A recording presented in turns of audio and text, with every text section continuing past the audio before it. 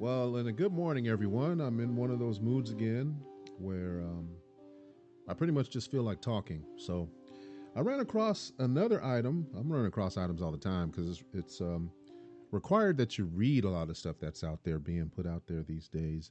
I mean, there's just so many ways to get information, information age and whatnot being what it is. I ran across a program called Trigger Warning with Killer Mike, hosted by Mike Rendon, rapper, social activist, stage name being Killer Mike. And his program just debuted recently. I watched all so far the first season. I believe it was 6 episodes. But the one episode in particular that caught my attention in season 1 was episode 2. And I was inspired to actually write about it in my blog, as well as chime in on it today, because I have some kind of this is really relatable to what I'm experiencing myself here now, and what I have experienced before in my own past. So I just wanted to share this with you, and maybe play just a little snippet from the show, maybe to give you some impression. I'm just going to give a language warning right now because this is kind of like grown folks type of stuff here. And I also wanted to provide even more information as it comes across,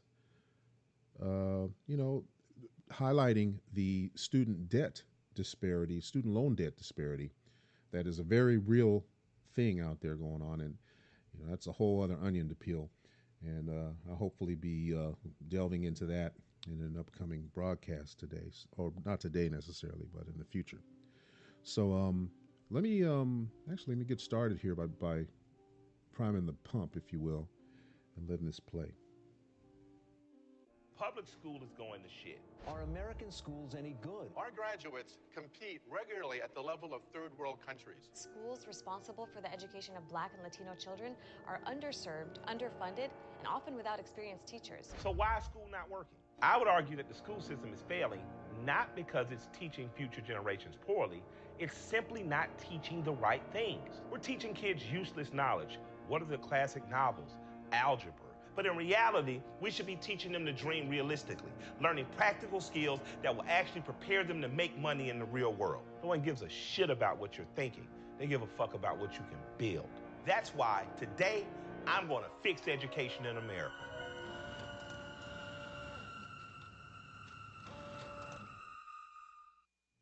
All right, so it's, as you can tell, it's adult content, so I apologize for that. I might have to post up a disclaimer on it. But the segment itself is called F School, and you can insert those other letters as a 4-letter word. Anyhow, it goes into what I also tend to believe is very, very relevant. And, I do happen to agree with some of the talking points on here, if not all of the talking points. As I'm largely in agreement with regard of what he had to say relative to children being what I feel and determine to be unnecessarily aspirational.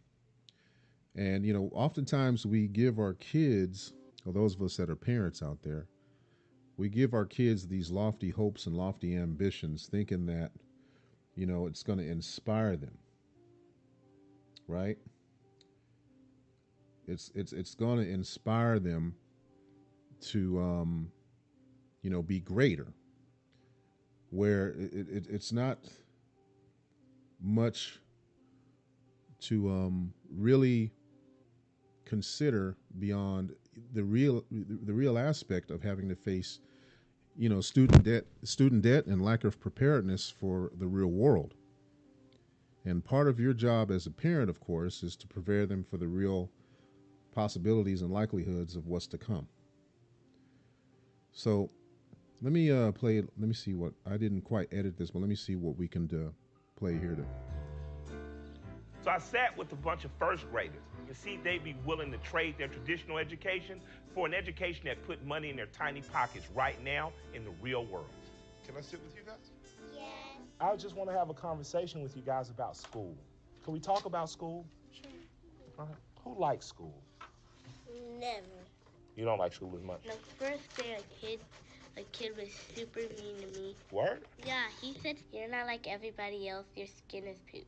Yeah, I'm like, oh, Your skin is what? poop. First of all, your skin does not look like poop. You have beautiful, beautiful, amazing bronze skin because you're one of Earth's original people, right? Hold on, Mason. Because if you jumped in front of him right now when I was telling him to be proud to be black, that'd be like the first lesson in white privilege he learns, and we don't want to oppress people right now. You got me? Word. Give it to me. Oh, that's an ally. So your skin doesn't look like poop. Your skin is beautiful, right? So let me ask you, what do you want to be when you grow up? What do you want to be? A pediatrician. A pediatrician. Yes, I'm ma'am. going to be a scientist, and I'm trying to find the cure for cancer. And Yeah, and I'm going to make a rocket gotcha. that can go into the sun. What are you going to be when you grow up? A president, and I will make You want to be a president? Yes, Mason. I forgot to tell you, I'm going to be a scientist, remember? Yes. And I'm going to make this potion that will make my What? whole family superheroes. You owe your parents not to dream big. You know, you owe it to your parents to dream practical and start making money as soon as you can. Like, you're not going to be able to be president.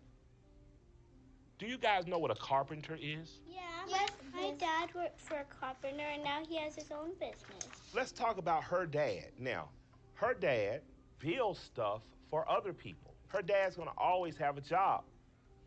Put your hands down. That's what the world does to you. You have your hands up like, I have hope. I have dreams. Look at me. Look at me. And the world says, we're not interested. But when the world says, I need a cabinet, put your hands back up.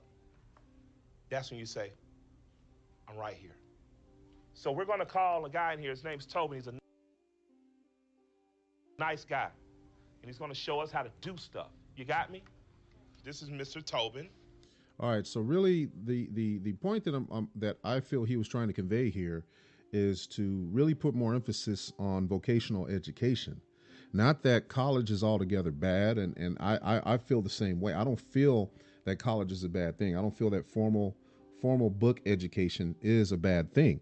I just feel that when we get enveloped in a system that is more debt driven than that of educating one's kids or educating students for anything that has to do with the real world, I think it creates a detriment. It creates a lackluster or detrimental condition already from the jump. You're already putting 18, 19, 20-year-old kids into debt, their parents into extended debt. I mean, if you look at it from that aspect, I think it can be, more tolerable. And a solution would probably be to have your child, because I'm an advocate for vocational training, tech school training. I would say send that kid to either a JC or technical school for a couple years first before heading off to college, or making sure that definitively that they're heading to college to learn a skill, possibly in STEM, having anything to do with those particular courses of study.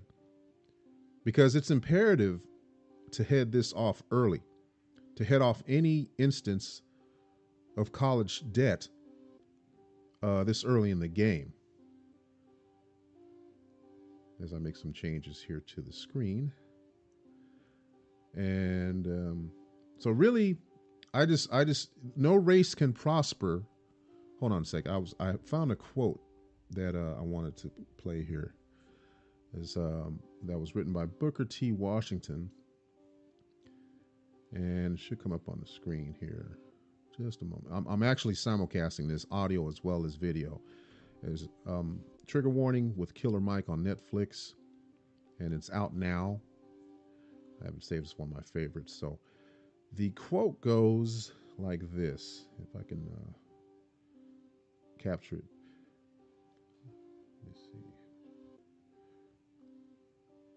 Let me see if I can get that quote. Just one sec. One moment, please.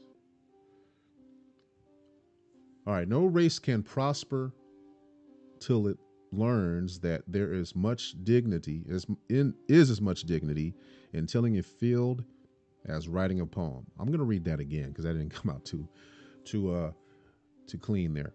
No race can prosper till it learns that there is as much dignity in tilling a field as writing a poem. And that was by Booker T. Washington.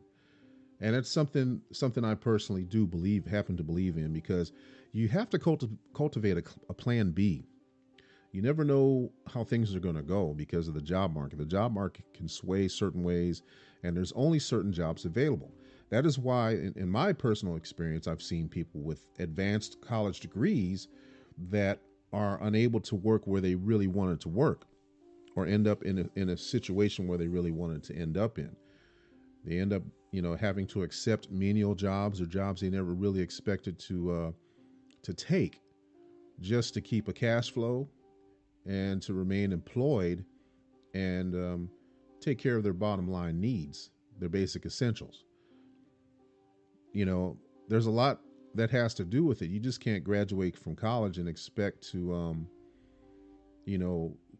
join a quick rate of ascent. It requires networking. It requires, and that's, those are the attributes associated with college, I think, that, you make certain connections and you network, and you also join certain groups and wind up possibly with a career out of it. But that's not the end all be all, right? So college is an experience to value, but with debt incurrence being an issue, it's better to head off such expenses by engagement in a vocation first, then deciding to attend a 4-year. That's what I talked about earlier. The high cost associated with college is distressing to me personally, and I feel it is. And in a sense, I've personally found it to all be a racket. Default credit, remember this now, but default credit is a marketable product. Some companies are built behind failure. Now, you have the caveat of being black in America within a particular construct. I personally find it foolhardy to blow smoke and waste much of any time on distant aspirational notions with our kids. I think that we'd be doing our children a disservice by misleading them by dreams and pie in the sky concepts. So that's firmly what I believe, and I'm on a personal level, that's something I'm going to be facing here soon, with the kid getting ready to head off to college. And aside from grants, scholarships, and things like that, there's not going to be any, in a realistic sense, there's not going to be any way to take care of the high cost of tuition depending on where they go. So I believe a means to head that off would be for them to learn a marketable skill that they could fall back on, or actually use, beforehand to even help pay off the loan themselves. I mean, that's kind of the position that we're in, I think, collectively as a society, especially from the perspective of being black in America. So that's my 2 cents on the matter. And I think really there needs to be some reformative programs. I mean, to even be more provocative about it, other nations, other countries, other groups are able to attend college for free or for not minimal cost. And there was a time in America where you could actually complete college. All you had to do was pay for your materials. Now with this, with this whole tuition construct and this capitalist construct of everything, it's big business to go into student loan debt. So, all right, well, that's my 2 cents for now. I think that's going to be enough to put a can on this particular broadcast here. I'm gone just short of 15 minutes today. That's pretty good. I'm getting better at it. And this is your host, Bobby Sage, for the Congenivist Chronicles. Feel free to hit me up, email me, and check out my blog on the Congenivist. I'm also a recognized paid affiliate of Mr. Neely Fuller Jr.'s book, The United Independent Compensatory Code System Concept, which is a workbook. He's Produced Justice is the publisher of that book, and it's by Dr. Neely Fuller. I'll be reading from that book in the future and coming broadcasts. But for now, thank you very much for joining me for today. I'm going to go ahead and clock out. I'll see you next time. Take care. Peace.